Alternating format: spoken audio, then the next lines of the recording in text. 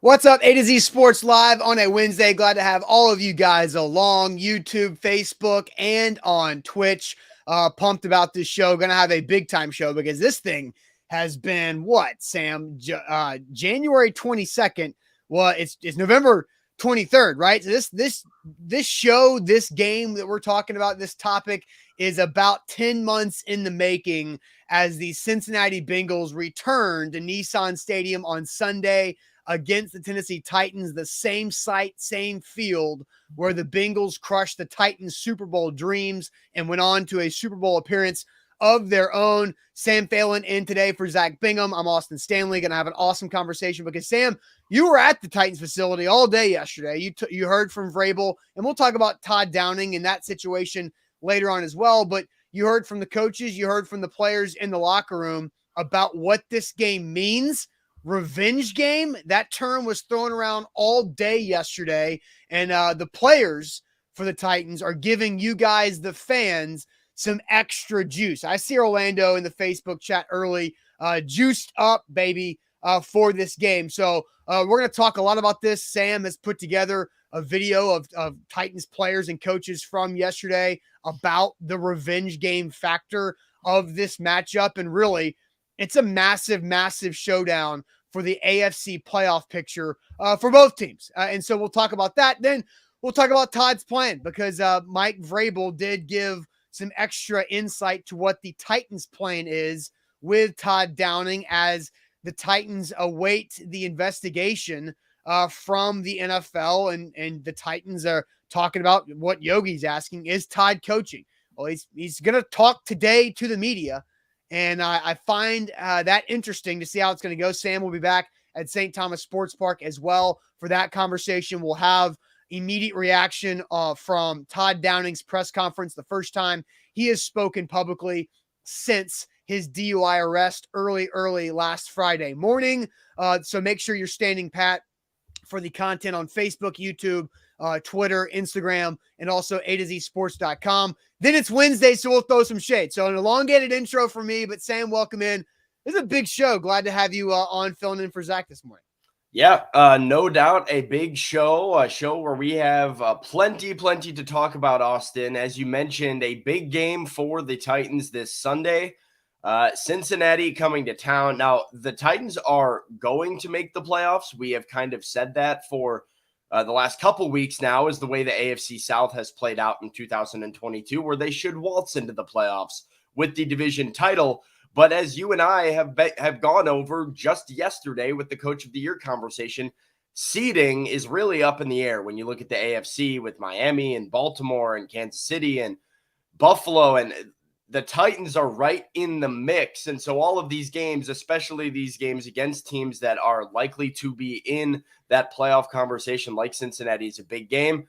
Now we have the added element of that revenge game and that feeling that I think every Titans fan was left with in their mouth, that bitter taste in their mouth from the playoffs and the divisional round loss at Nissan Stadium. So a chance to get back at Cincinnati. And then, as you said, we got a lot to talk about with Todd Downing, with the Titans, with the injuries, with the game.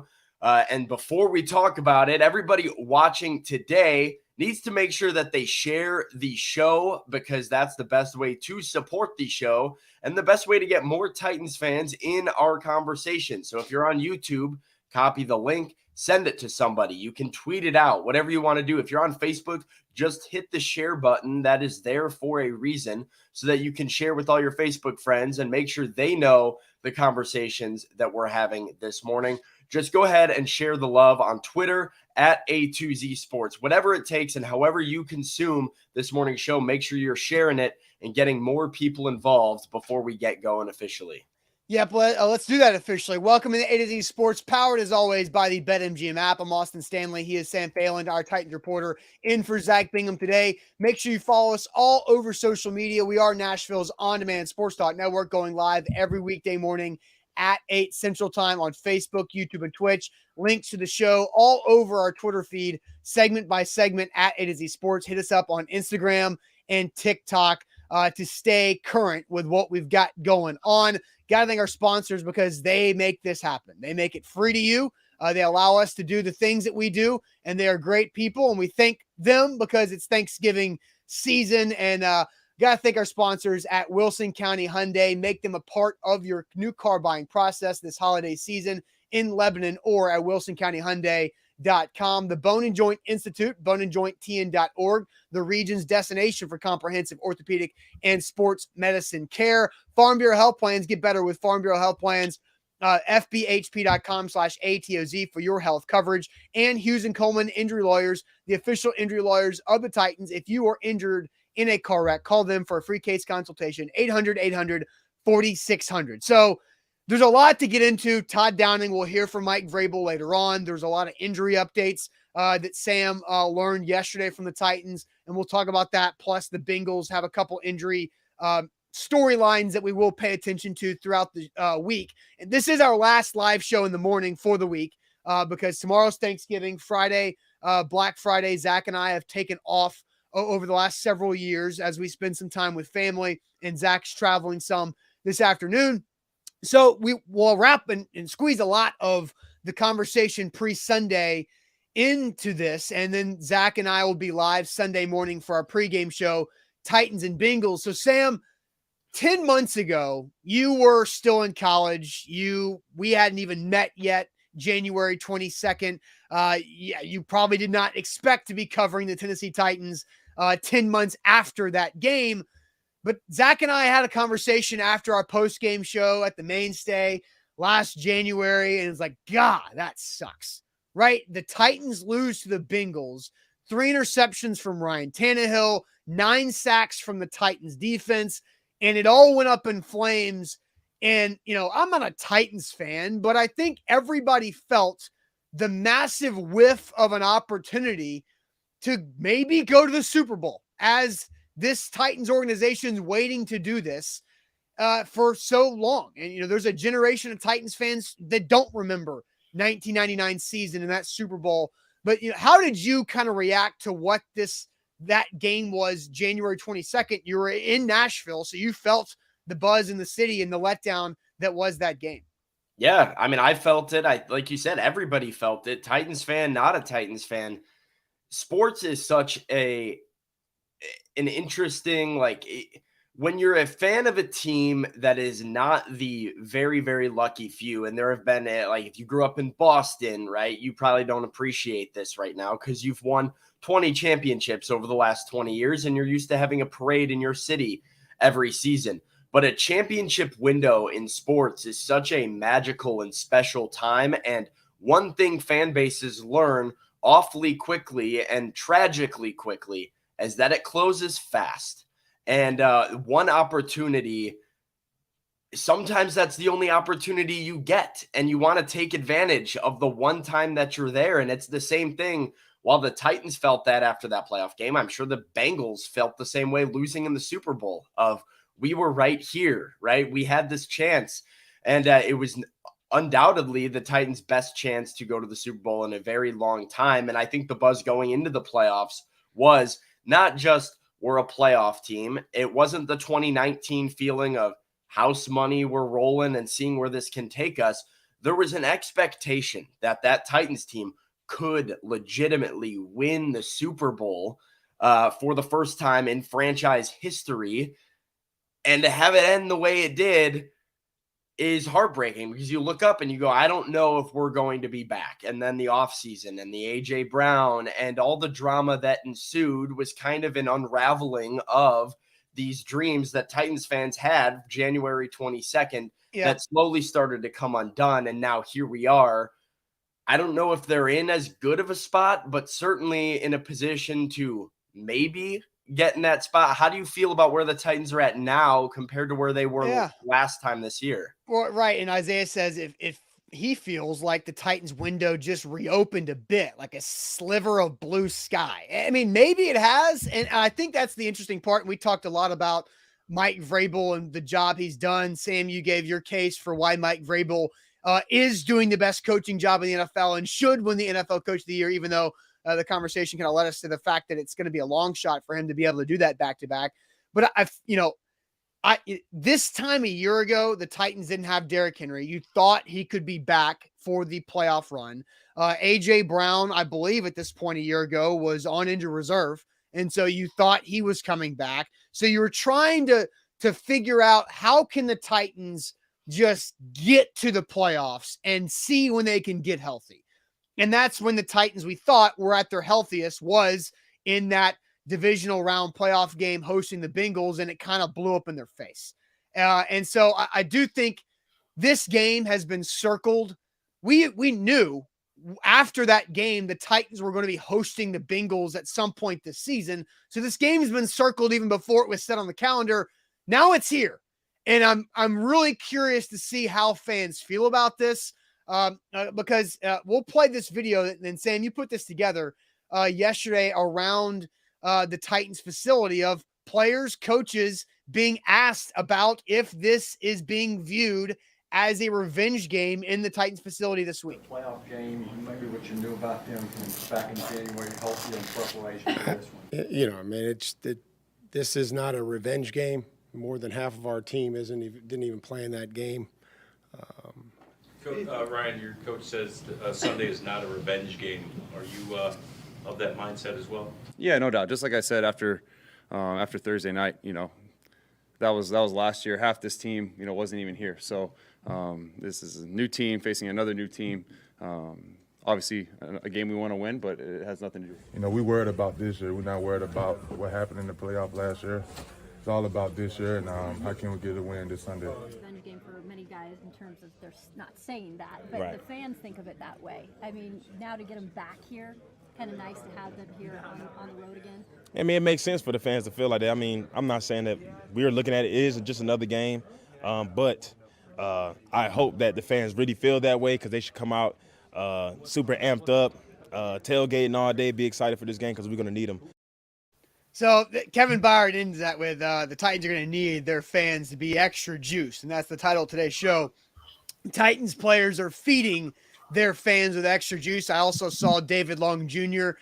Kind of repeat the same type of message that Kevin Byard had right there. So let's go ahead and ask before we react fully, because I want to get all the chat involved and about what's going on here with this game. So let's go ahead and ask this question to everybody. Are you buying or selling Titans players and coaches not viewing this as a revenge game? Are you buying or selling that they are not viewing this as a revenge game in the facility? So we'll get to your comments here shortly, but first let me tell you guys about Hughes and Coleman Injury Lawyers. They are the official injury lawyers of the Tennessee Titans. And if you've been injured in a car wreck, unfortunately those things happen, and you have to know where to go to make sure you get every dollar you deserve after that unfortunate incident of being in a car accident. But Hughes and Coleman, they've recovered over $1 billion for their clients over the last 30 plus years, and they can do the same for you. They've got the muscle, they've got the connections, they got the resources to help you out. So if you're a Tennessean, if you live in Kentucky, Hughes and Coleman is where to go. Call them for a free case consultation. Their number is as easy as it gets. 800-800-4600. That's 800-800-4600. Principal office in Nashville, Tennessee. Today's show is powered by BetMGM, and BetMGM is known as the king of sportsbooks for one simple reason. They allow you to get involved in the sports gambling space risk-free. That's right. With the promo code ATOZ Sports in the BetMGM app, you can get a risk-free bet up to $1,000 on pro football. So whatever sportsbook you're on right now, go transfer over to BetMGM. If you're not in sports gambling right now, get involved on BetMGM and use that promo code ATOZ Sports for a risk-free bet up to $1,000. All right, so you buying or selling that Titans players and coaches do not view the Bengals as a revenge game? Caleb, sell. Steven, sell. Eric, sell. Michael, sell. Jonathan, sell. Eddie, sell. MB, buy. DeMario, buy. Scott, buying it. Shane, I don't think it's a revenge game, but he's viewing it as a statement game. Will said Byard's face tells it all. We'll play the video here in a second. Billy, sell. Michael says buying. It's only a revenge game if it's in the playoffs again. Okay. I think that's a good little addition to the conversation. Ian says sell. Steven's selling. He's whiffing a beatdown. CJ sell. Datsun selling, not buying at all. Desi sell. Let's see. William says it's just a regular season game. The game last year was one game from the Super Bowl. Well, was one game from the 2 games from the Super Bowl. AFC title game was following. Titan Insider says if it's the playoffs, it isn't playoff, not a revenge game. Karen sell. Louis buying it. John buys it. Only a revenge game for Tannehill. Redemption game for Tannehill. Nate is selling. Tevrin selling. Mark selling. Bobby sell. Antoine. Look, it started heavy sell, and I was actually excited to see some more people buying it. But let's play the video one more time for those who might have missed it. The Titans, who we have? We have Vrabel, we've got Tannehill, we've got Jeffrey Simmons and Kevin Byard all in this clip. Here's how they answer the question. Playoff game, maybe what you knew about them from back in January helped you in preparation for this one. This is not a revenge game. More than half of our team didn't even play in that game. Ryan, your coach says Sunday is not a revenge game. Are you of that mindset as well? Yeah, no doubt. Just like I said after Thursday night, that was last year. Half this team, wasn't even here. So this is a new team facing another new team. Obviously, a game we want to win, but it has nothing to do. We worried about this year. We're not worried about what happened in the playoff last year.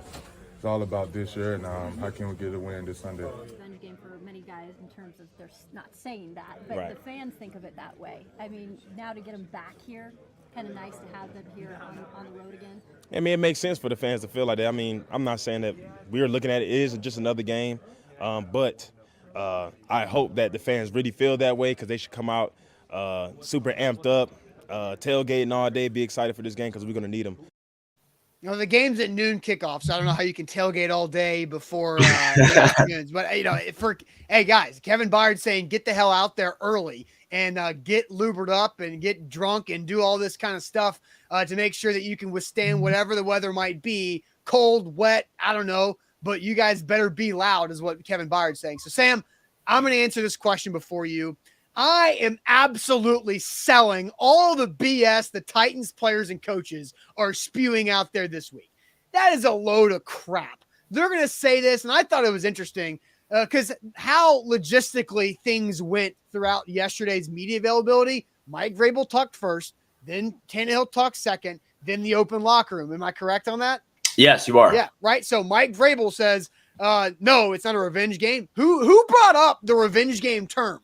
The head coach, Mike Vrabel. Jim White asked the question and did not say revenge.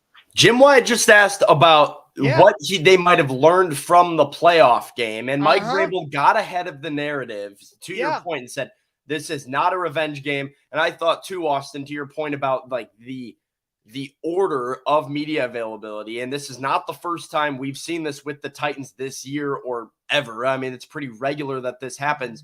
Ryan Tannehill was basically Mike Vrabel verbatim.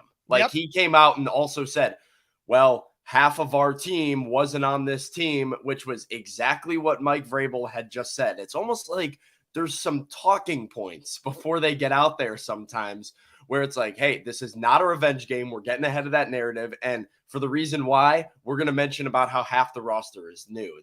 That is what it felt like. And I also think about a couple of different things here. Because Tannehill and Vrabel literally said, half the team is different. Like they said the line in the same way. And I thought of 2 moments. And it came from the same game earlier this year, right? It took me back to the game at Indianapolis earlier in this season. And let's remember the narrative of that. Derrick Henry going back to Lucas Oil Stadium where he broke his foot. The conversation that week is, hey, Derrick, do you think anything differently about this because you're returning to where you broke your foot and you lost your season and all that a year ago? What happened during the week? Derrick Henry said, no, I'm just going to go up there and be me. I'm going to go up there and do what I need to do. He completely downplayed that. But then Derrick Henry scored what should have been his second touchdown of the game. He got called back by a BS hold on Treylon Burks. But when Derrick Henry scored that touchdown, he walked through the end zone removed his helmet from his head and screamed at Colts fans sitting in the first 10 rows in the end zone and went ham. We have not seen Derrick Henry react emotionally like that ever. And he did it there to prove that he was back on the same turf that he broke his foot on, and did that to the Colts defense. So that's my first example of why I'm selling this BS the Titans are trying to put in our faces this week. Then the same game. What happened in that game? The Titans get up big, score 24 points in the first half, score 0 in the second half. They win. The Fox reporter, Christina Pink, catches Derrick Henry on the sideline after the game, and he says, that's not good enough. We can't do that. We got to be better. And then that was before Derrick Henry walked in the locker room, where Mike Vrabel at his press conference after Derrick Henry said that it's hard to win. This is how it's going to be in the NFL. And I hope the players tell you the same thing I told them. Well, Derrick Henry already told everybody what Mike Vrabel's message wasn't. And so Derrick Henry was the truth in those two moments. Yes, it mattered where he was. And yes, Mike Vrabel sends the message through the company line. And so that's why I'm selling this. It's a complete bogus sales pitch by the Titans and not find this game being emotional. I couldn't agree more. I mean, I'm selling it, and I'll do you one better, Austin. You want to give examples of why we shouldn't buy this? Look to Thursday night. Look to the final play of the game. I don't know if you've seen this video. We probably could have pulled it up. Mike Vrabel dialed up the ball to Traylon Burks deep down the left sideline on a go route with Jair Alexander, just to put a little bit of an exclamation point on this win. And it is the exact play that Matt LaFleur dialed up last time that Green Bay played the Titans in 2020 and defeated the Titans. And it kind of showed us, yeah, Mike Vrabel doesn't forget anything. Like, no. Mike Vrabel is always kind of thinking about how he can stick it to you in the most petty, hilarious, low-key way possible. We heard all offseason about Ryan Tannehill going to a dark place after this game against the Bengals and the mental challenge that he faced this offseason, going to therapy, trying to work through the obstacles that came for him mentally to get back this season in a good position. He hated the way that season ended. These guys are thinking about it. I do not buy the idea that this is just any other game. Ryan Tannehill wants to right the ship and beat the Bengals at home in front of the home crowd, get to 8-3. And if you do that, you can put that one in the rear view. Mike Vrabel, the guy who never forgets anything, the guy who is always petty, always out for revenge, he might say this isn't a revenge game. He wants to beat Cincinnati. He wants to beat Zach Taylor, and he wants to beat the Bengals that just knocked him out of the playoffs, for a guy that has said all the crazy things that he would do to win a Super Bowl as a head coach. Mike Vrabel wants to be there, and he lost that opportunity last season as well. I don't buy the fact that this is just any other game. I think they're saying all the right things. I mean, you don't want to overhype it going into the weekend just in case it doesn't go your way. You don't want to give Cincinnati bulletin board material, all of those things. Like, they're saying the right things, and it's not a knock on the Titans for saying it. And the fans should view it as a revenge game. I loved what Kevin Byard said of, like, I like that the fans are thinking that way. They should show up and prove it. But I think that his face said it all. I like the comment that his face said it all. There is something behind closed doors of half the team might not have been here, but the other half remembers what that feeling was like, and it doesn't go away just because half your roster is new. Exactly. Christopher says, I think it's a good comment, the Titans feed off of emotion, and they do. And Mr. Jones says Big Jeff will be out for blood. Big Jeff, Jeffrey Simmons strikes me as somebody who takes things personally. He does. And I think Jeffrey Simmons, like, you're telling me Jeffrey Simmons doesn't want to snap the Bengals offensive line in half after what happened last January? Come on. Like, people were human beings. Human beings have reaction and emotion, and human beings are spiteful. Human beings like revenge. Humans like getting the best of somebody and getting them back after that other person got them the first time. Let's also remember this. The Titans, Mike Vrabel, are 0-2 against Joe Burrow. Won the playoffs and won up in Cincinnati when the Bengals were one of the worst teams in the NFL. And so, yeah, and Desi says, if only Quentin Spain was still there. Here's what I think about that. I'm going to flip. Sam, have you seen the movie The Waterboy? A while ago, but yes, I Okay, have. so if you remember when Bobby Boucher was playing middle linebacker, and all of a sudden he just saw all the offensive players with the face saying, water sucks. It really, really sucks. And it fueled him up. Jeffrey Simmons is going to view all of the Bengals offensive linemen as Quentin Spain, even though Quentin Spain is elsewhere. That's what it's going to be, right? It's that scene. He has some familiarity with the offensive line. That is something that he told us too. Their right guard used to be with Tampa Bay. Jeffrey said, like, well, I used to go up against him in joint practices all the time. So, like, even things like that show you Jeffrey Simmons takes the tiniest little thing and being like, oh, I'm familiar with that guy from joint practices. Time to go rip his head off and get to the quarterback kind of deal. Yeah. So, yeah, I think that, like, I do really love that comment up there that the Titans feed off of emotion because they're an emotional team. And you see kind of the raw emotion that they have after some of these big wins and the connection that they have to Mike Vrabel, the connection that they have to each other.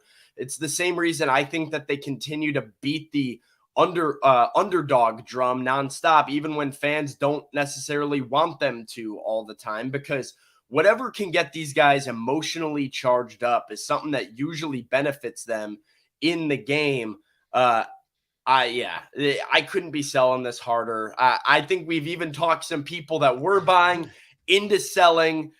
This is a revenge game for the Titans in my eyes, because if you lose, because this is not a must win. Like this is not a must win because of where you're at in the playoff race. To me, Austin, this is a can't lose. And there's a difference between those two things.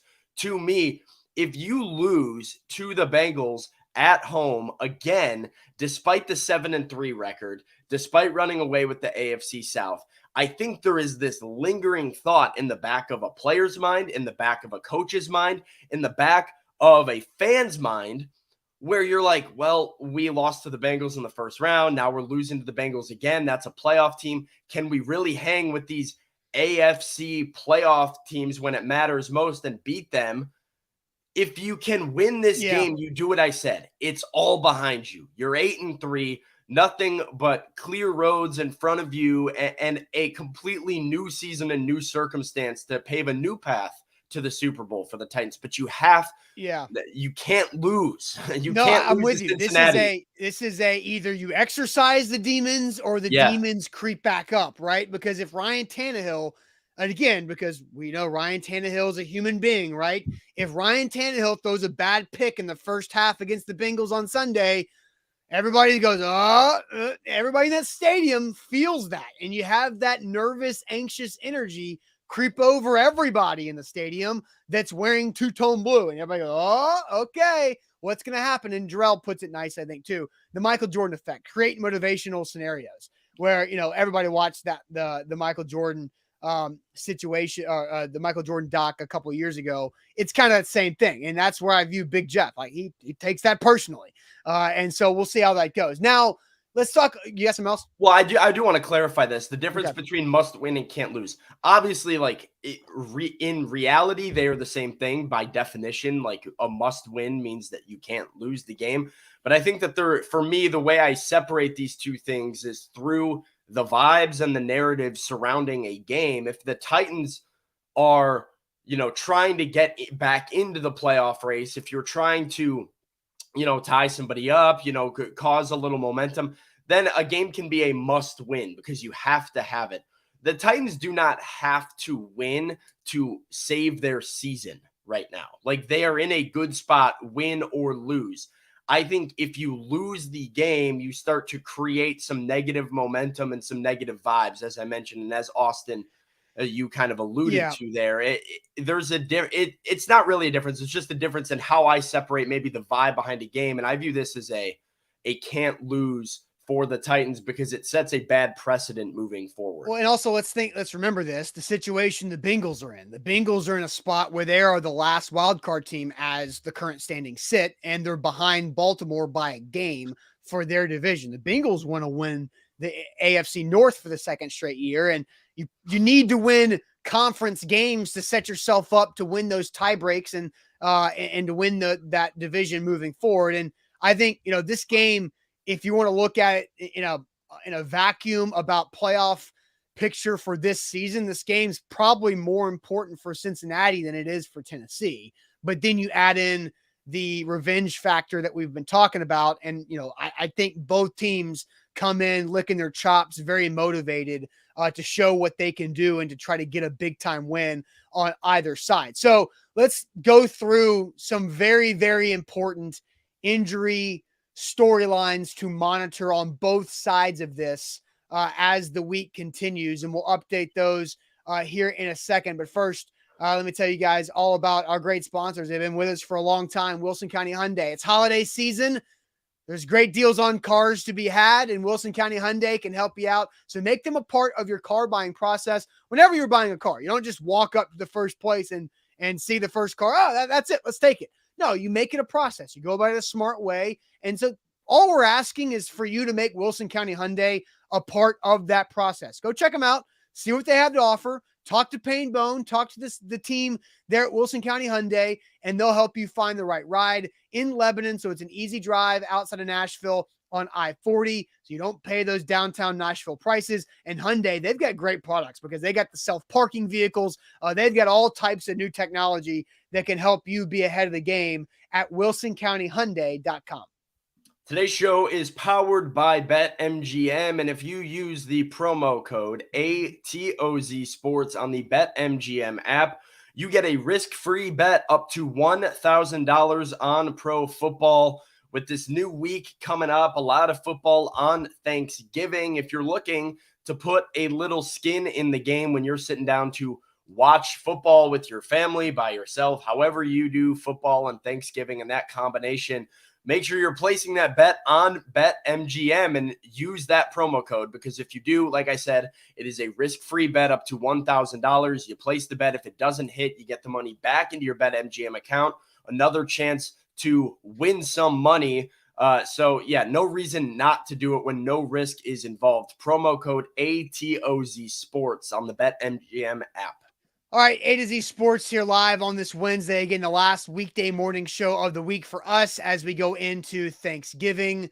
So let's discuss the injury update. Sam, you were at practice yesterday for the Titans. Let's note this off the top.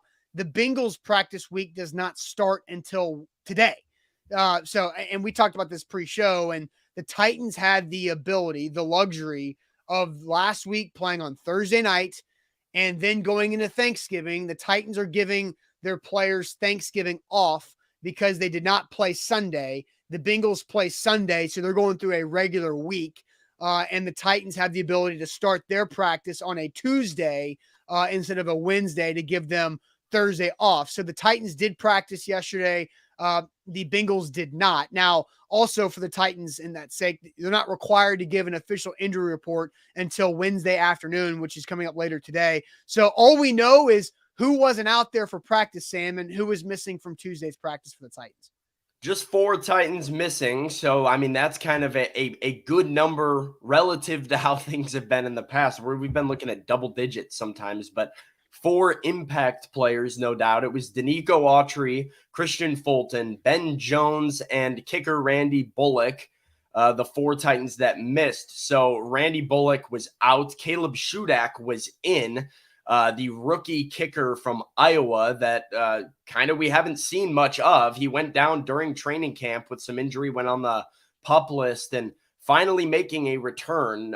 So we'll see. Mike Vrabel told us that the kicking situation was to be determined based on how Randy's feeling and how Caleb looks as the week plays out. Ben Jones has not yet cleared concussion protocol, so he is still working through some things on that front. Unsure if Sunday's realistic for him. Christian Fulton, no sign of him. He's been nursing that hamstring, which has kind of gotten to him a couple times throughout the season now, really hasn't been able to fully get back to 100%. And then Danico Autry, I don't expect to see him out there. Kind of like, I think he misses at least 1 or 2 games, Danico Autry, because that's kind of been the story with him is he's going to miss some time. And Jeffrey Simmons was talking to us about what we can do without Danico Autry. So the Titans are operating as if he won't be out there and won't be playing. But some key guys back. Amani Hooker back, Bud Dupree back. Some of these guys are back practicing. The other one I'll note, Austin, before I get your reaction, Kyle Phillips, eligible to return off IR. Mike Vrabel did not expect to see him in practice this week. He wasn't out there. No real sign of Kyle Phillips. Yeah. No update there. He's not returning from injured reserve despite being eligible. Yeah. And kind of the same thing with Racy McMath too, because if I feel like people ask us multiple times every week, what's the update on Racy, and nothing. So and if Jim Wyatt has talked a lot about really not knowing when to expect Racy, and Jim's, I know, said a couple times that maybe December at some point for McMath. But so the good news, Amani Hooker, Bud Dupree, Elijah Molden did go through practice. And I think the interesting part for Danico Autry is what happens on Saturday. Saturday afternoon, do the Titans place Danico on IR or do they not? Yep. Because, if they think that he's going to miss like 3 games, like it's trying to find that balance of, is he going to need just 1 or 2, or does Danico need 3 or more? And then the IR stint might be the smartest roster transaction to make for that. So Saturday afternoon, I would keep an eye out for the Danico Autry potentially move to IR. Christian Fulton is going to be massive, because if Jamar Chase does return to practice today, which is what the Bengals are expecting, we don't know if he's going to play or be designated. He's designated to return. We don't know if he's going to be activated for Sunday's game or not. But Christian Fulton and Jamar Chase, that would be a good matchup to see. And even if Jamar Chase can't go, T. Higgins, Tyler Boyd in this passing game is a big deal as well. And obviously the status of Joe Mixon with his concussion protocol is also interesting. Ben Jones, does his concussion continue to linger? Because now it's been almost a full 10 days since his concussion was sustained against the Broncos. I think it would be great to get Ben Jones back, even though Aaron Brewer played pretty well at center on the short week in Green Bay. Yeah, I thought Brewer did do okay, but obviously Ben Jones, not just a great player for this offensive line, a great emotional leader for this locker room. You could see that when they were FaceTiming him in Green Bay, when they got that win, and they were all very happy to see Ben Jones following a big win. So having him back obviously gives a little bit of a boost to this team. I like what you said about Christian Fulton, because we've seen Terrence Mitchell take some better snaps recently. He's kind of turned things around for the Titans to play some pretty good football. Even basically everybody in that secondary, for the most part, despite the injuries, has kind of Trey Avery, Josh Kalu, like all these guys have started to play better football. Yeah. But they haven't played Jamar Chase, T. Higgins, and Tyler Boyd. And without Christian Fulton out there, that becomes the big focus of the Titans defense. And I'm sure a focus for the Bengals offense to try and get the ball through the air. They do it anyway. But now you start looking at CB1 Christian Fulton going down, and that becomes the storyline of trying to hit a couple home runs to these weapons. So can Trey Avery and Terrence Mitchell stay with the wide receivers of Cincinnati? I don't know. You'd like to have Christian Fulton out there if at all possible. Absolutely. And I'm glad you brought up those guys, because I thought Trey Avery there late in that Packers game made some really nice plays overall. And so Christian Fulton's missed 2 games. Is that correct? Or has it been 3? I believe it's 3. I think it's 3. He's been in and out, so it's a little. It might have been an early sub out in one of them, but did he play? He did play against the Packers. Yes. Yeah, he went out early. Yeah, he did not. That's right. He did not play against Buffalo. He did not play against Denver. and went out early against the Packers. So, 2.5 games he's missed. And look at some of those games. Like Denver, the defense played well. You did give up an explosive touchdown.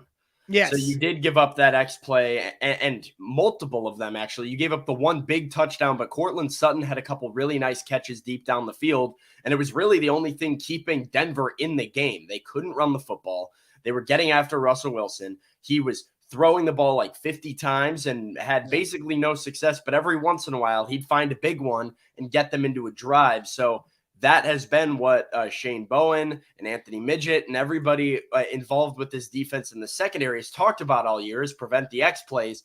Without Christian Fulton, they're a little bit more prone to it. So yeah, and we know what happened in Buffalo when Christian Fulton wasn't there, right? And that was as ugly as it gets. Yeah, I mean, you've seen growth from Trey Avery and Terrence Mitchell for sure. Like these were guys that we were like, yeah, they shouldn't be on the field earlier in the season. Green Bay, they played some really productive snaps, but we've yet to see them match up with wide receivers and against a quarterback like Joe Burrow. I mean, Green Bay's wide receiver room is a problem. Their passing game has been a problem all season. So can you do it against Cincinnati? That's the question. Yeah, no doubt. All right, so we'll continue to monitor those situations throughout the week. Even though that we won't be live on the show, we will have Titans coverage coming from St. Thomas Sports Park today. Sam will be there on Wednesday. Buck Rising will be there on Friday as the team has the day off on Thanksgiving Thursday. So let's get to Todd Downing, because there was an update from Mike Vrabel on Todd Downing. And, we've talked 40 minutes on this show without getting to Todd Downing, which is interesting. And Teron saying this is a good point. Okay. Because you don't have to go man versus the Bengals. I don't think you do go man versus the Bengals. I mean, they just have too many guys to try and stick them in man coverage and expect to win one-on-one with regularity against a guy like Joe Burrow.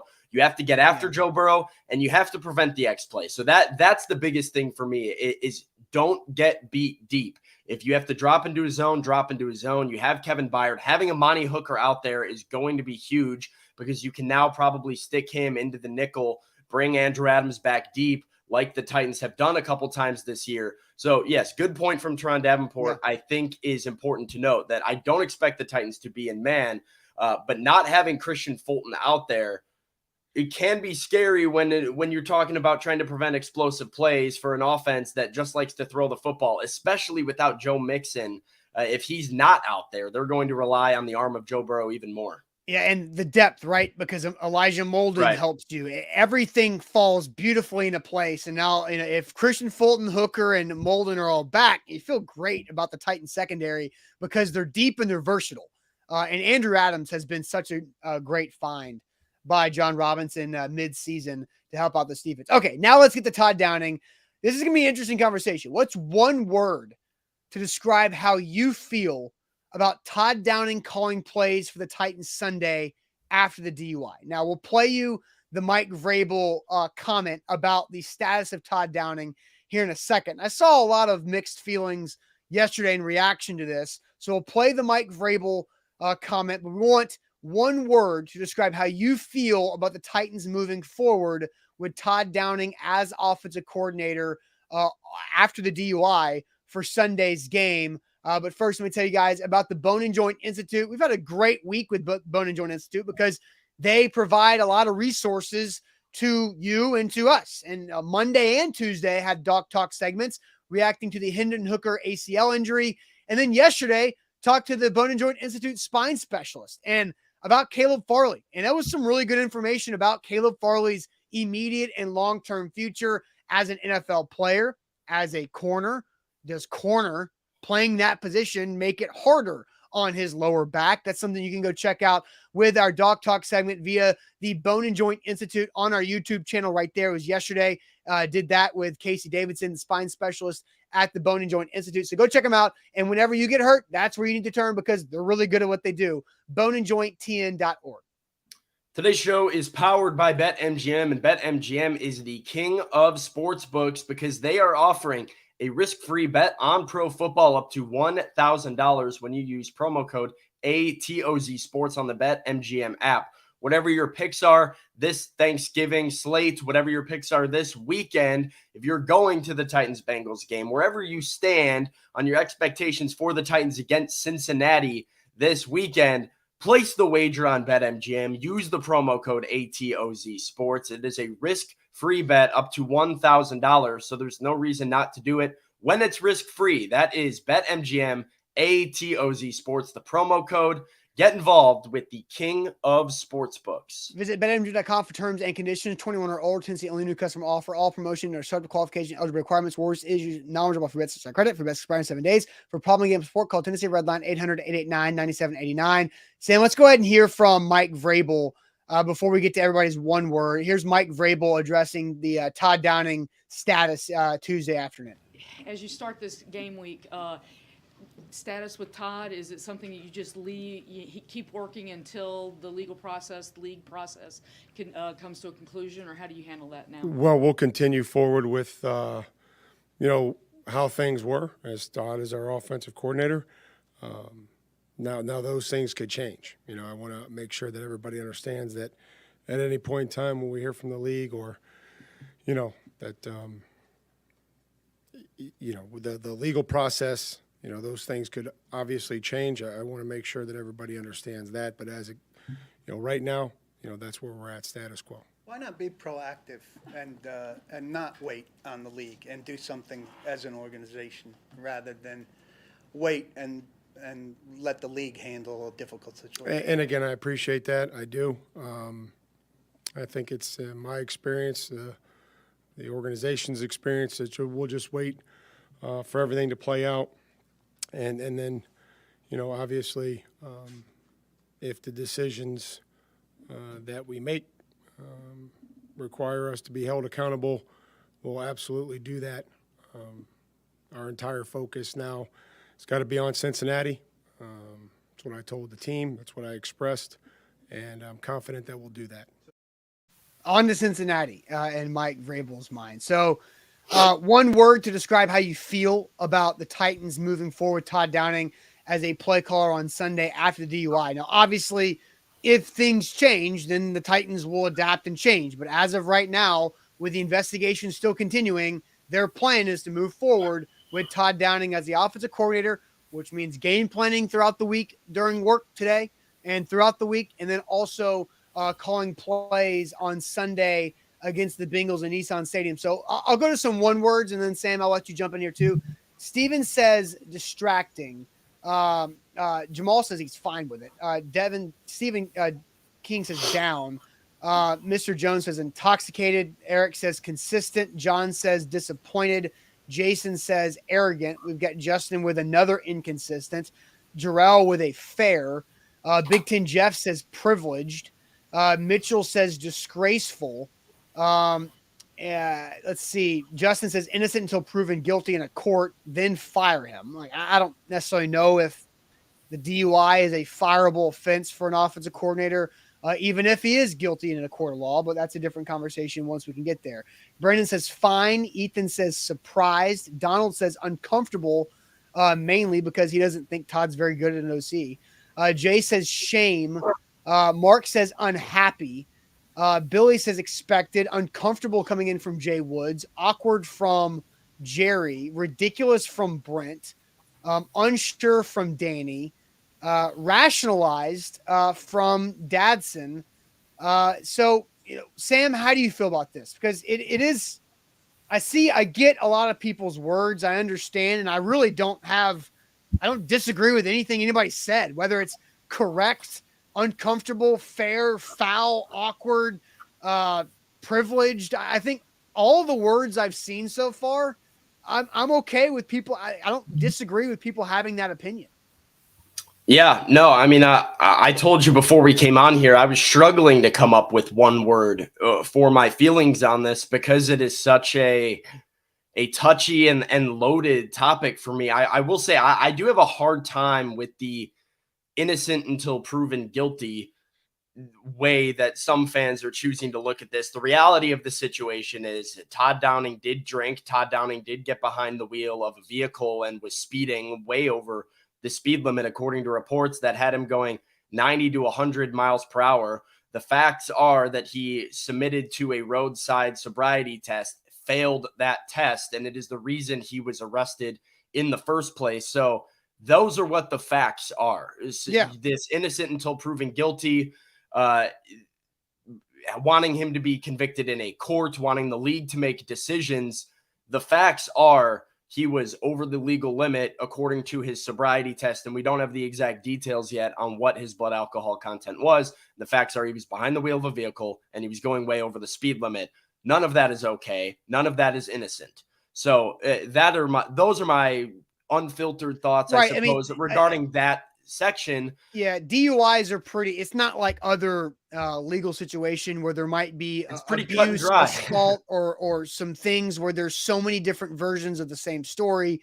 DUIs are pretty straightforward. Now, yes, there can be people that get the right lawyers that can figure out how to get the charges reduced or thrown out or whatever, and those situations happen.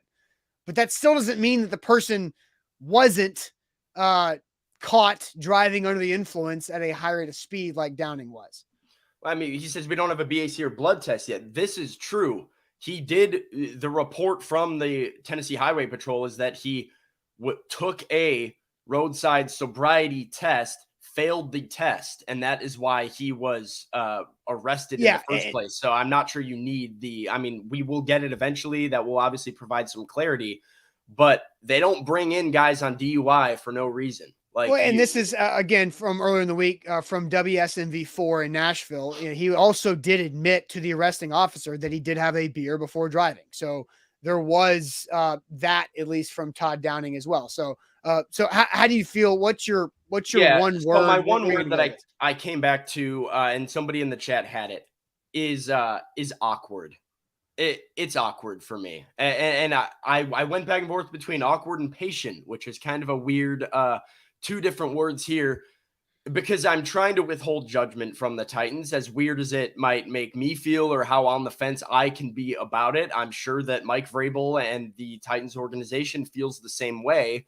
You know Todd as a person, you know the type of person he is, and you don't want this one mistake to be the thing that to jump at an opportunity to fire him, to do anything rash before the legal process plays out. You also have to understand the optics of not being proactive as an organization and saying, well, if the league makes us be accountable, then we'll be accountable. But until then, we're not holding anybody accountable, and he's going to continue in his job. I just think it's an awkward spot to be in. And unfortunately, it's the position Todd Downing has put the Titans in, where it is distracting, where it is awkward, where it is weird, and where Mike Vrabel now as a head coach has to decide between a guy that he probably considers a friend in Todd Downing, a guy that, and what might be best for the team or the optics of the team. So that's really all I have to say about it. Is it's weird. It's awkward. I guess all you can do is be patient and wait to see how the Titans respond once the NFL conducts an investigation. That's where I'm at. Yeah, I'm kind of in the same spot. My one word is limbo. The Titans are in a bad spot right now because Todd Downing put them in a bad spot, and investigations deserve to be played out.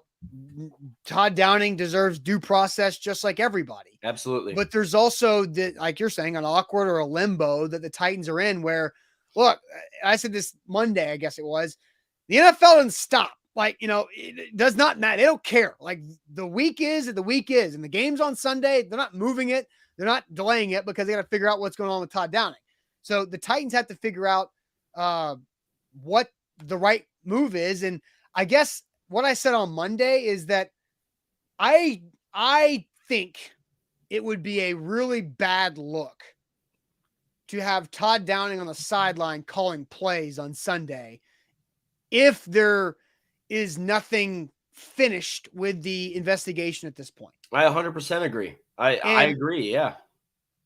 So, JT's telling us to talk ball. JT, we talked ball for 45 minutes. We're reacting to a massive story that is the offensive coordinator of the NFL franchise in Nashville getting charged and arrested with a DUI after a game. So this is a massive story, TJ or JT or whatever. This is part of it. This is what covering an NFL team is. And Jamal says, y'all acting like he murdered someone. We're not no, get out of here with that. I don't know if you're responding to us or another commenter, But no, I think this is the right. There is perception that the Titans and a reputation that the Titans want to be able to uphold, and you have to make a decision, and it's not an easy one to do. But I don't necessarily have a problem with him doing his job during the week. Yeah, okay. I got to say this too, because I mean, I don't have enough to say about this comment because this is really bad. Like the Deshaun Watson situation is an egregious NFL, and the NFL dropped the ball, and they dropped the ball in a big way. And we cannot compare everybody in the NFL sphere and what their punishment should be to Deshaun Watson and how the league botched Deshaun Watson. One, they're wildly different scenarios. Two, NFL coaches, players are not above the law. And if you were in any other job, your punishment would likely be that of a suspension, would likely be that of being fired for those types of these types of crimes. So I hate that comment exists because everybody wants to compare. Well, if Deshaun Watson can do it, this guy can do it. Stop with that. That's nonsense. Like, handle this in a vacuum for what it is of Todd Downing and the Titans versus their own situation. Do not compare it to Deshaun Watson. And as far as y'all acting like he murdered somebody, I mean, he very well could have. And that is the issue with drunk driving. I don't care if you want to downplay it, if you want to get mad at me for making a big deal out of it, be mad at me, tweet about me. I don't give a shit. Like, I don't care. That, like, drunk driving is a big deal. And it's a big deal for a reason, because there are a lot of people that have lost their lives, lost loved ones because of somebody saying, well, this isn't a big deal. Everybody does this. And they get behind the wheel of a car, and it needs to be taken seriously. And that is why I think Mike Vrabel and the Titans are in a tough spot, because it is a bad look. And it does show that you might not be taking it seriously. Not saying that they aren't. They 100% are. But having him on the sideline calling plays is not great optics. It's just not. And so it, like we've said, Austin, Todd Downing has put Mike Vrabel in a very, very hard spot, because consistency in the NFL is key. Having a consistent offensive coordinator and an offensive scheme is crucial to a quarterback, to an offense, and you don't want to lose that. But this is a very serious situation that we're dealing with here. Yeah. So. And the Titans want to be consistent in how they handle legal situations from year to year, person to person, case to case. Like, they want to have like their organizational process of how they go about these things. Now, Jonathan brings up this comment, which I also hate too. Austin, do you no longer want Downing fired? I find it crazy that after one good game and a DUI, so many people seem to love Todd now. Jonathan, I don't know what you're listening to or what words you think that we're saying here. As of right now, in my mind, Todd Downing, his performance as an offensive coordinator and play caller is in jeopardy, in my opinion. Like, I think the DUI is a completely different situation. Yeah. It makes it harder, but Todd Downing has hurt the Titans in some spots because of not very good situational play calling in games this year, last year, playoffs, whatever it might be. He's got 7 games left at maximum of the regular season. We'll see what happens on Sunday to continue to maybe earn his job for next season. Like, I don't think Todd Downing is the right offensive coordinator play caller for the Titans long term, but I also understand that Mike Vrabel has told us several times they don't make moves like this midseason. So, as far as the football job goes, Todd Downing's got a maximum 7-game regular season opportunities left to be able to earn his job for next year. As of right now, I would be disappointed if the Titans bring back Todd Downing as play caller next season based off of the job he's done for a year and a half. And your opinion on how the Titans handle Todd Downing's DUI should not be based on your opinions of him as a play caller. I've seen so many people being like, well, this is an opportunity to get out in front of it and fire him. Like, your opinion should not be formed based on that. These are separate issues. Oh, him as a football guy, him as a a play caller, and the job he does, as you said, as your offensive coordinator is different from whether or not he is able to fulfill that role given the legal situation that will now be, ensuing from here on out for Downing and for the Titans. Absolutely. All right, so let's go ahead and get to throwing shade. Throwing shade every Wednesday, so you guys can throw shade. I saw Big Ten Jeff said he was going to throw shade at an A to Z employee. So I'm very intrigued to who will be the victim of Big Ten Jeff's shade this Wednesday pre-Thanksgiving. But first, let me tell you guys about Farm Bureau Health Plans. You can plan on them and have them help you out with better health coverage, whether it's service rates, coverage, whatever it might be, they've got you. For dental and vision, Farm Bureau Health Plans is where you need to go to help yourself be in a better spot. Zach Bingham did this back to begin 2022. He's saving 20% a month on his coverage and also getting better coverage with that. He can actually go worked into his plan for less money than previously. He's getting contacts for free. He's getting teeth cleanings. He's getting all this, all these benefits from working with Farm Bureau Health Plans. They've been serving Tennesseans for over 75 years. So jump on board with them as well. FBHP.com/ATOZ. That's where you start. FBHP.com/ATOZ for Farm Bureau Health Plans.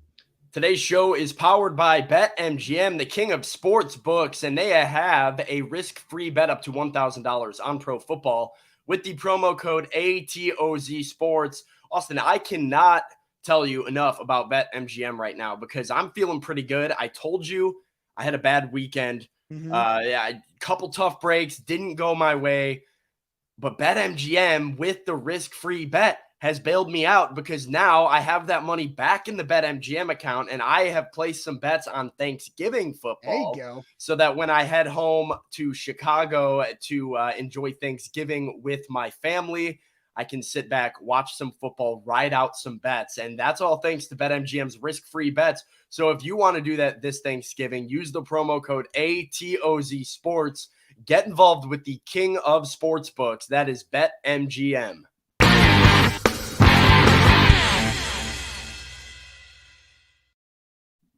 Throwing shade to wrap up our Wednesday show. And this also kind of, works with good news too, right? This is our last show of the morning show this week before Thanksgiving. We'll be back on Sunday for a full slate of Titans reaction. So I'm going to go Lamar says throwing shade at A to Z for not tasing Zach for the bet he lost a while back. Yeah. So Sam, you probably have no idea. I need to get filled in on this. So when Christian McCaffrey was coming out of Stanford into the draft, I was very high on McCaffrey. Zach was not. Nice flex. Zach thought that McCaffrey would have to change positions to wide receiver and could not be a regular running back and run between the tackles. And so the bet we made was that if Christian McCaffrey had a season where he ran for 1,100 yards in a season within his first 3 years, that I got to tase Zach. If he didn't, then Zach got to tase me. Wow. Christian McCaffrey did it in his second season. He had 1,100 yards for the Panthers back in that day. I believe that was the 2017 or 18 year. And we have not been able to tase Zach yet. So you got to make that happen. Yeah, I feel like you would want to make sure that goes through. Yeah, it's crazy because our business has changed so much over the last several years of expansion, and at that time it was I don't even know if we had 3 or 4 employees. Hey, that live stream would do numbers. Yeah, now we're pushing 40 employees and a bunch of other stuff. So that we might have to make that happen. Maybe it's a holiday thing we can just do. Look at it this way, Austin. If it was the other way around, Zach would have already tased you. I know that. I absolutely know that for a fact. That's for sure. So Caleb says his shade for the entire 2022 Vols football roster for whatever the hell that was last Saturday night. Yeah. That sucked. I kind of, when we were talking about the Titans Bengals game earlier in the show, that's kind of a similar feeling to Vols losing to South Carolina. because everything was lined up perfectly and they completely blew it. And on top of it, I mean, the Hendon Hooker ACL tear Terrible. is completely devastating. Yep. It changes so many things. He is now not going to win the Heisman, probably not going to go to New York as a finalist, even though he's deserving. He is, his injury will affect what bowl the Vols don't play in, because now the playoff committee can appropriately slide Tennessee back because they don't have Hendon Hooker. And I think it's totally fair for the committee to look at the Vols without Hendon Hooker and judge them that way. That's fair until Joe Milton does something on Saturday that can prove that otherwise. And so it just sucks overall. And now the guy is not going to be healthy for the pre-draft process. And so you don't know how that affects his NFL career and his money moving forward. So overall, that just flat out sucks. Yeah, no, I mean, like you said, like I'm not a Tennessee fan. We've talked about this. I am a college basketball fan. I love college basketball, college football. I hang in here. I watch casually. I root for chaos in college football. Like, I just want, I want TCU in. I want madness. So the Tennessee loss at first was very kind of like, I love this. This is chaos. This is kind of hilarious. But yeah, the Hendon Hooker situation is tough. I mean, you don't want to see that for him, and his NFL draft status as well. Like, he was finally picking up some traction as hey, he could go in the first round with the way that he's kind of put together, and just a really tough end to a great college career for a guy that you hope will land back on his feet. But now it's he might get picked, but he won't even be ready for training camp next year for the NFL. So it is a tough spot for Hendon Hooker at this point, right at the end of the season. And like you said, tough for Tennessee fans too, because it is that they haven't had this good of a chance in a very long time, and it was wide open for him. So yeah. More shade. Justin says, throwing shade at Austin for always drinking out of an Eagles cup. I went over this yesterday. I drink out of this glass for my father-in-law, who passed away 2.5 years ago. So he is a massive Eagles fan. And so that's why I do it. It's just a glass. And so again, people are so sensitive over that. So Justin, there's the clarification on that. I said it yesterday too. Jeff Rubel's, Big Ten Jeff says, shade on Zach Reagan. He's been embarrassing himself this year.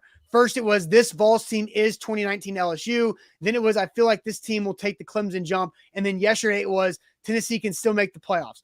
Jeff, you are an idiot, because you are not understanding and reading exactly what Zach Reagan is writing. He did not say this Vols team is 2019 LSU. He said, look at the Vols numbers this year and look at LSU 2019 in that year through those games. It was a comparison. It was a research project on, hey, this is kind of similar. Let's see how it plays out. Now, I feel like this team can take a Clemson jump. That's a fair opinion to have, but then you completely misunderstand the entire article that Zach Reagan wrote yesterday that 25,000 people read.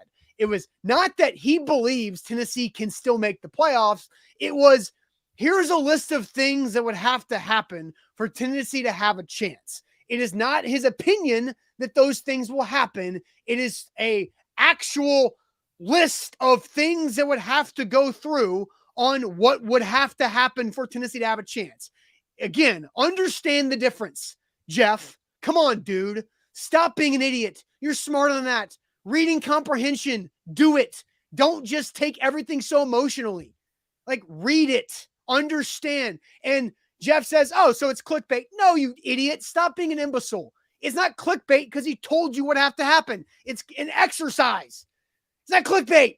He told you, here are things that would have to happen for this to happen. And then there's the list. So what baited you? The fact that it was a well-done exercise of an article? That's it. That's all it is. It's not his opinion. Again, did he say, I believe these things will happen? No, he says, here are some things that would have to be laid out for Tennessee to have a shot. That's it. So don't make things more than they are. And Jeff, Tennessee has zero shot? Yeah, that's what Zach Reagan said. He says, no. He asked himself in the article, is this likely to happen? His answer was N-O period. That's it. It's not clickbait. It's an exercise. You guys are so ridiculous with all this. I like when you get heated about Tennessee. I knew it was coming. It's not at about some Tennessee. point. It's about my website. It's about my website. That's what it is. Not about Tennessee. It could be about anything. It's about my website. So when somebody wants to throw shade at my website and call it clickbait at my website, no, that's them being stupid. That's what I feel. Should I throw my shade, or I mean, No, it's you can go. it's 180 and in a different direction. I don't know if you've played this. Are we ready for this? We might have to work in like one more chat one here. Let's see what we got. I don't know. I'm all. Yeah, everybody's reacting to me, so you can go ahead and do that. Yeah, okay. So I'm just gonna go on mine because I kind of have something too that I thought was silly. I don't know if you talked about it or not because you were supposed to talk about it with Zach on the morning show last week. I believe it was Friday, and then the Todd Downing story broke early in the morning. Yeah. Which made the whole show go haywire. You guys just said you basically had to scrap your show and we kind of plan a different one in 15 minutes before you guys went live here. So my shade is on Richard Sherman. Richard Sherman, the great cornerback, defensive back, played for Seattle, played for the Niners, played for Tampa, had a great NFL career, one of the more interesting characters in the NFL while he was in the league. And I was a big fan of Richard Sherman while he was playing in the NFL. Richard Sherman, I am not a fan of as a Thursday night football analyst on Amazon Prime. And not only was he kind of being a little corny in his post-game analysis, in my opinion, he was in my Twitter mentions continuing to do what Richard Sherman does best right now, which is be the contrarian that keeps moving the goalpost to make a point. I have the video loaded up in here if you still want to show it. I don't know if we have time. I don't think we give you need the to. gist of it. Yeah, we don't need to show Tony that. Gonzalez gave the Titans some love for their win in Green Bay. Said, I learned some things. Their passing game was successful. Traylon Burks with a little bit of a breakout. I like what I saw. And Richard Sherman feels the need to get on the microphone and poo-poo all the vibes and say, that's cool. The Titans played great. I don't care because they don't have A.J. Brown. And A.J. Brown is still in Philly. And talking about an Eagles player after the Packers look like crap and the Tennessee Titans just won a big game to move on to 7-3. He's still talking about A.J. Brown. And when Tony Gonzalez says, well, what about A.J. Brown? He had 111 yards tonight, a big breakout game for the rookie. Richard Sherman's word-for-word response was, how many 100-yard games has A.J. Brown had this year? A lot. He's probably had 100 yards just sitting at home watching this. He's had 2 100-yard games this season. He had 7 yards in Monday Night Football on primetime just 3 days prior to that Titans affair. I get what the point that he's trying to make because he was in my Twitter mention saying, well, A.J. Brown would make the Titans a better team because he's the best wide receiver that they have. Yes. Like, no duh. Like, this is obvious. A.J. Brown is a talented player. The Titans are a better team if they have A.J. Brown. At some point, you have to stop worrying about the guy that's not here and focus on the guy that is here. And so if you're going to talk Tennessee Titans as a national analyst in primetime, recapping a win of the Titans, talk about the guys that played in the game. Talk about Traylon Burks and Ryan Tannehill and Austin Hooper and Chigokonkwo.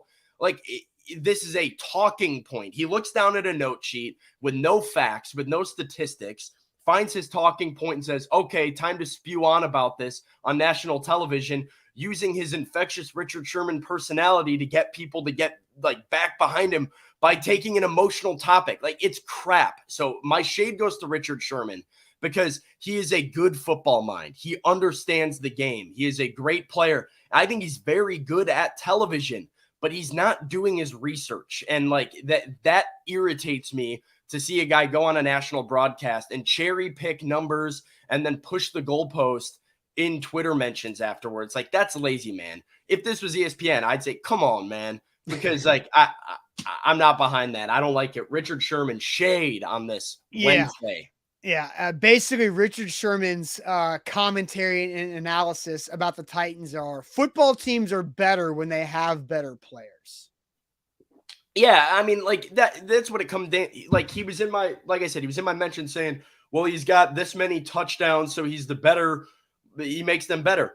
There's no question. Like, one, you didn't say touchdowns. You said 100-yard game, 100-yard games to make your point when he only has 2 100-yard games and Traylon Burks is catching up to him. Number two, like, just talk about the game. That's what you're employed for. That's what Amazon Prime pays you to do, is talk about that game, not sit there, move on from the game 2 minutes post game and start talking about a move that was made 5 months ago. We don't care. 6 months ago, whatever it was. Shade on Richard Sherman. That's all I have to say about it. Jonathan gives Sam a little bit of lunch money and says, go get yourself a Snickers bar there, Sam. There you go. All right, guys. Well, hey, that's a great way to wrap up our shade. I think I did proper shade throwing back at Jeff in response to his shade. So I will, not waste any more time with shade of my own. But hope you guys have a great Thanksgiving. Again, we appreciate all of you, even Big Ten Jeff. Still appreciate you watching the show every day, even though you have zero tie to any of the teams we talk about as a Colts and Ohio State fan. But anyway, appreciate all you guys. Hope everybody has a fantastic Thanksgiving. If you're traveling, do it safely. I hope it goes smoothly. And I hope you guys enjoy all the food and the family and whatever else it might be this Thanksgiving for all of you. We will have content moving forward throughout. We will have A to Z Sports Picks on Friday. Don't know that time yet. The halftime and postgame show for the Vols is happening. Charlie Burris and Jonathan Crompton live Saturday. And then Zach and I will be back on Sunday for Revenge Game, Titans, Bengals. Happy Thanksgiving to everybody. We'll talk to you guys later. Always subscribe and give the show a like before you go. And we'll talk to you guys later on. Appreciate it as always.